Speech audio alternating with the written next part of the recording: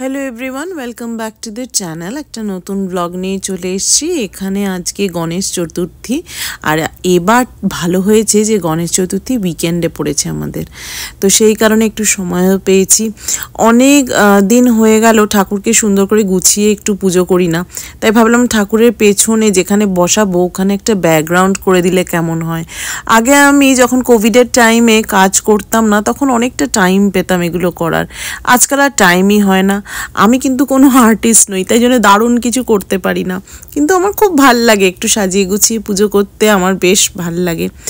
সময় অভাবে হয়তো সুযোগের অভাবে হয়ে ওঠে না সব কিছু, আর এখানে তো সব কিছু অত রেডিলি পাওয়া যায় না। আমাদের শহরটা অত বড় শহরও নয় যে এখানে অনেক কিছু পাওয়া যাবে ইন্ডিয়ান কিংবা সাউথ ইস্ট এশিয়ান স্টোরগুলোতে, তাই যা পাওয়া যায় হাতের কাছে যা থাকে সেইভাবে পুজো দিই ঠাকুরকে। তো গণেশ পুজো না আমি অনেক বছর ধরে করছি। আমার বিয়ের ঠিক আগে আমি একটা স্কুলে কাজ করতাম, সেখানকার টিচারদের থেকে শিখে আমি শুরু করেছিলাম প্রথম বাড়িতে পুজো, এবং বিয়ের পরেও আমার বাড়িতে গণেশ পুজোটা ঠাকুরের কৃপায় প্রত্যেকবার করে এসেছি।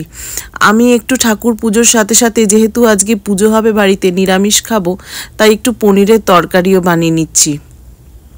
ঠাকুরকে আমি এটা দেব না, এটা আমাদের জন্যই।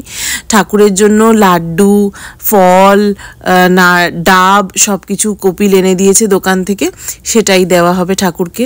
ইউজুয়ালি ঠাকুরকে নোনতা প্রসাদ খুব একটা দিই না আমরা, মোটামুটি মিষ্টি প্রসাদই দিই। বাড়িতে আর কিছু মানায়নি, যেহেতু এখানে রেডিলি অ্যাভেলেবেল এবং যথেষ্ট ভালোই পাওয়া যায় হলদিরামের।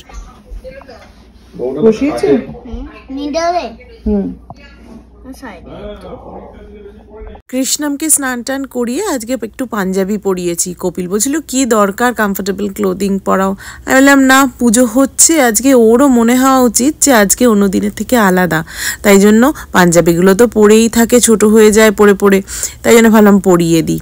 আর ওকেই বললাম ঠাকুরকে বসিয়ে দাও, আমি রেডি টেডি হয়ে বাকিটা আমি গুছিয়ে দিচ্ছি। চলো, মোটামুটি রেডি হয়ে গেছে, এবার আরতিটা করে নিই।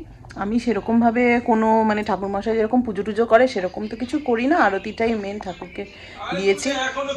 ঢেকে রেখেছি, কারণ মাছি টাছি যাতে না বসে, ঢেকে রেখেছি। এবার চলো আরতিটা করে নেওয়া যাক। কৃষ্ণমও রেডি হয়ে গেছে এদিকে। আমার গণেশ ঠাকুররা সেজে গুজে রেডি, তো ভোগটোগও দেওয়া হয়ে গেছে। এবার দেখো কেমন লাগছে। আমার কাছে দুটো গণেশ ঠাকুর। প্রথম ঠাকুরটা আমি যখন প্রথম ইউএসএতে এসেছিলাম তো সে বছর কিনেছিলাম, আর অন্য ঠাকুরটা মা যে বছর চলে গেল তার আগে যখন ইন্ডিয়া গেছিলাম মা নিজে হাতে কিনে দিয়েছিল, তাই জন্য দুটো ঠাকুরকেই পুজো করলাম আমি। এই গণেশ পুজোর পুরো পদ্ধতি আমি যে একটা স্কুলে কাজ করতাম বিয়ের আগে, সেখানে সব টিচারেরা আমাকে হাতে ধরে শিখিয়েছিল, সেরকমভাবেই ছোট্ট করে করি। জয় ভগবান। চল, পুজো শেষ হয়ে গেছে, এবার আমরা ডিনার করতে বসছি। আজকে ওই পনিরটা বানিয়েছিলাম, সেটা সাথে ভাত, ব্যাস, আর কিচ্ছু সেরকম করিনি, খুব একটা ইচ্ছাও করছে না। আর নিরামিষ পনির হলে আমাদের আর সত্যি কিছু লাগে না। তোমাদের কেমন লাগলো আমাদের এই আমেরিকার ঘরে বসে ছোট্ট করে পুজোটা, আমাদের নিশ্চয়ই জানিও। আবার দেখা হবে নেক্সট ব্লগে। চলো, বাই।